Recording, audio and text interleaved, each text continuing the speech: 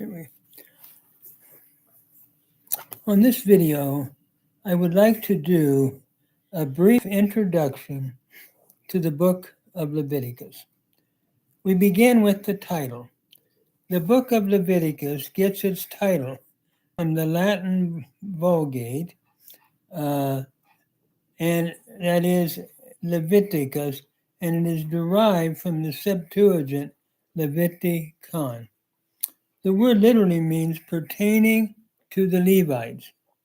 In commenting on the title in relation to the material in the book, the Wycliffe Bible Commentary states as follows: Leviticus presents God's plan for teaching his people how to approach him in a holy manner.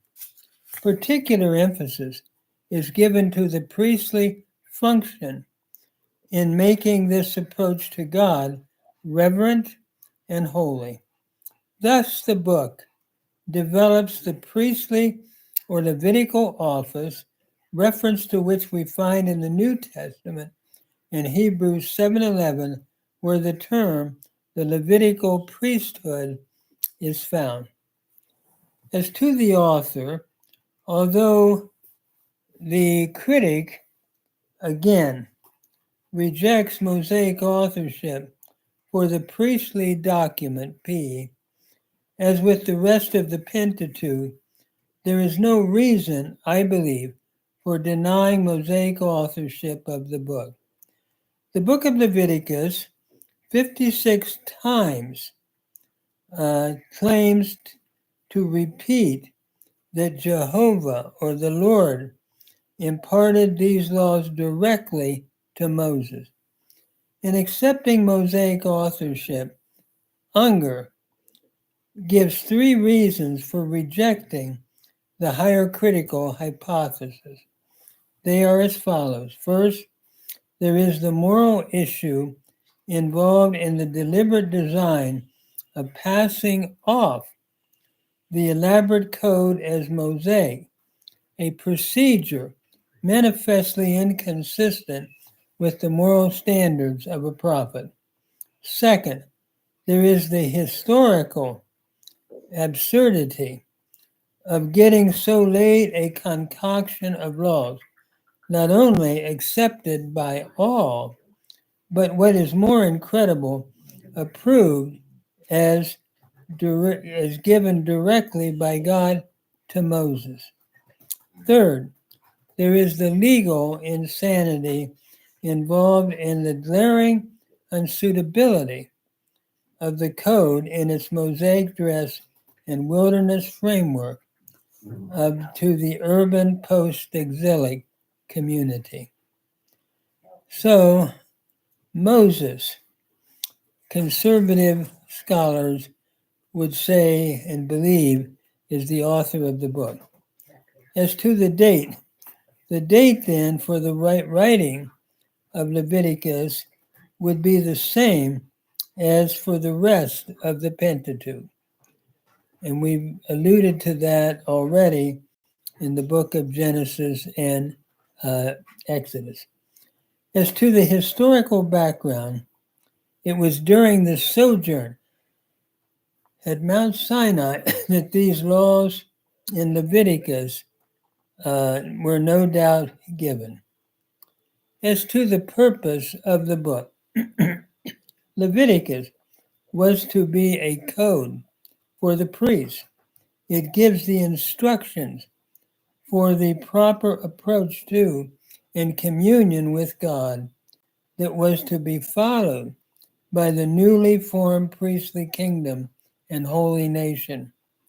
The book is a parallel to the Epistle of Hebrews in the New Testament, as it shows the true approach to God under the era of the law, while Hebrews manifests it under the dispensation of grace.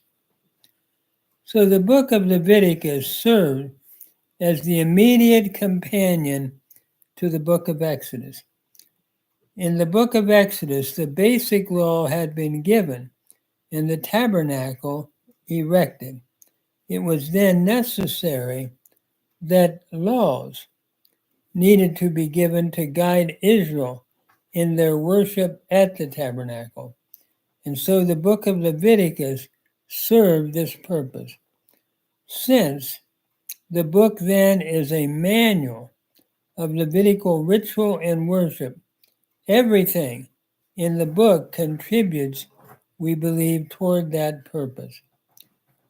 Even in the brief narrative notices, they are used to illustrate some aspect then of the laws mentioned in the book of Leviticus. And see Leviticus 10, verses 1 to 2.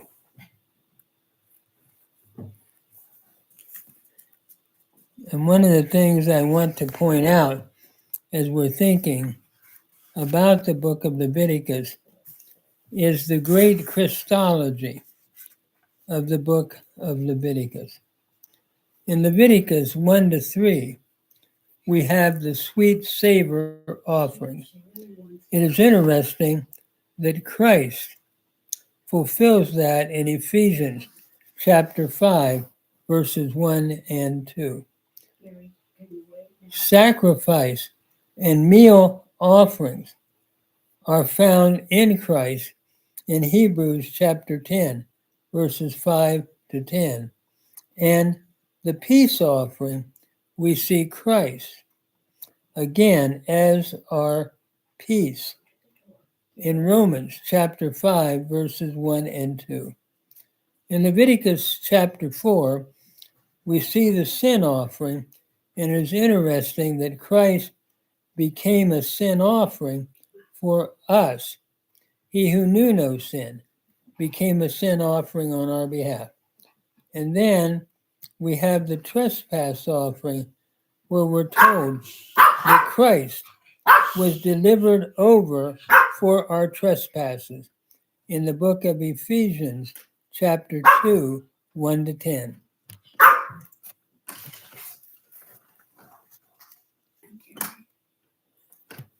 You wanted me to get up